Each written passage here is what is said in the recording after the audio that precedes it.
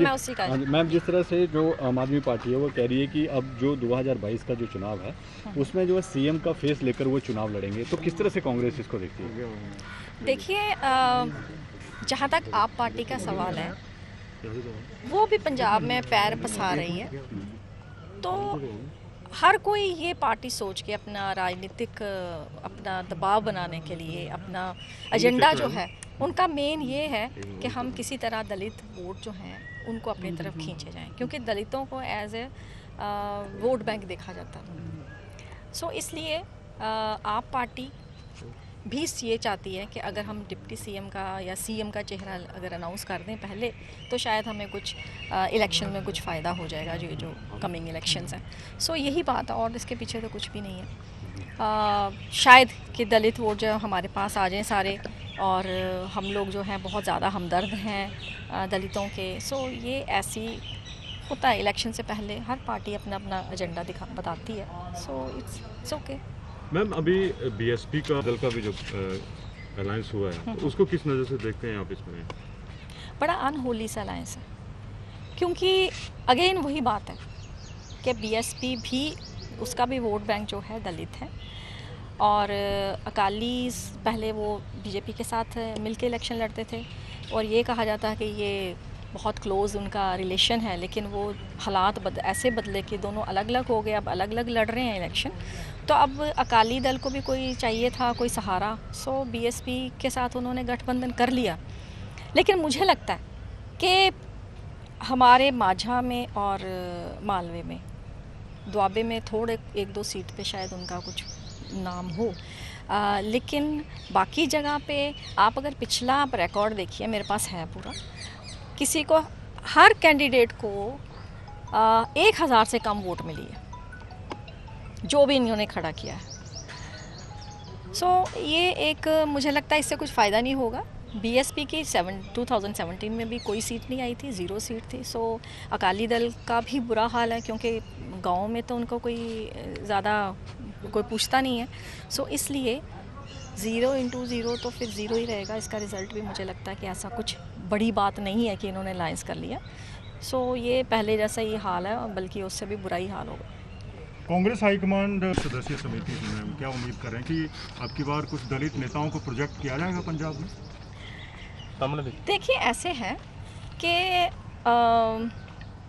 जो सुझाव थे हमसे मांगे थे, हर एक के साथ उन्होंने 1 to 1 बात की है कि आप इलेक्शन में जाने से पहले क्या क्या चीज़ें जो हैं आपको चाहिए। सो हमने अपनी बात रखी है उनके सामने, और आगे उनका फ़ैसला है।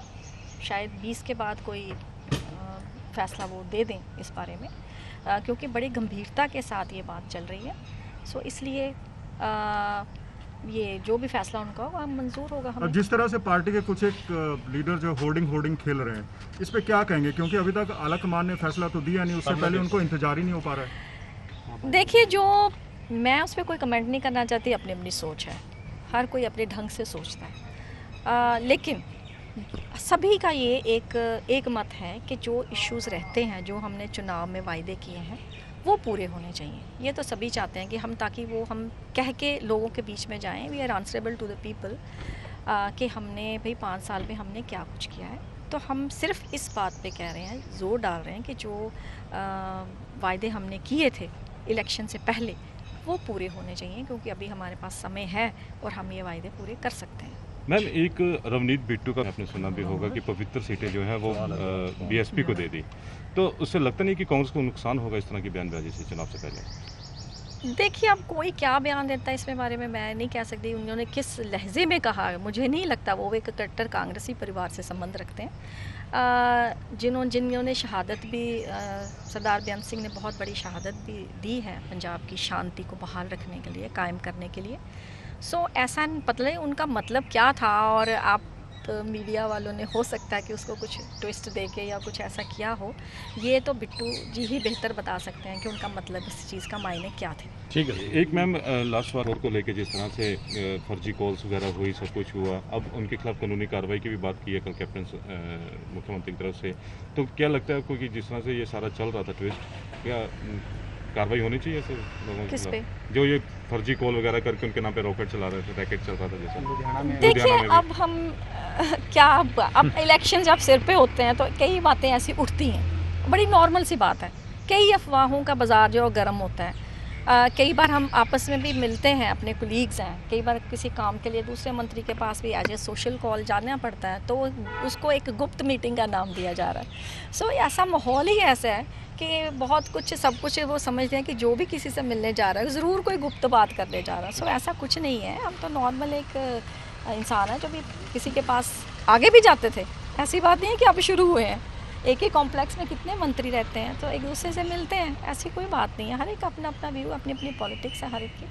लेकिन हाँ, एक हमारी बॉन्डिंग है कि हम कांग्रेस पार्टी के कट्टर समर्थक हैं। हमारी 3rd जनरेशन है कांग्रेस में, हम बहुत नीचे से चल के यहाँ तक पहुँचे हैं। सो बहुत लॉयल हैं अपनी पार्टी के। अच्छा, आप ये कह रहे हैं आप ग्रास रूट से चले और यहाँ तक पहुँचे जी, हैं, बिल्कुल। लेकिन कुछ एक लोग ऐसे हैं जो जुमा पार्टी में शामिल हुए थे और अब पार्टी अध्यक्ष की कुर्सी पे उनकी नज़र है, उनको क्या कहेंगे? उनको मिलनी चाहिए वो पोस्ट या नहीं? आप समझ गए मेरा मतलब? नहीं, किसकी मैं बात कैसे कर कह रहे हैं? सकती हूँ कि ये तो पार्टी हाईकमांड को सब कुछ पता होता है, सबका रिकॉर्ड है वहाँ पे कि कोई कितने सालों से वहाँ है, कितने साल से नहीं है। सो ये तो पार्टीज ने डिसाइड करना है कि किसको कहाँ पे रखना है, किसको कहाँ एडजस्ट करना है। सो सब कुछ अगर हम यहाँ बैठे ये सोचें कि दिल्ली में कुछ पता नहीं है, उनको सब कुछ पता है, सबका जो बायोडाटा है उनके पास है।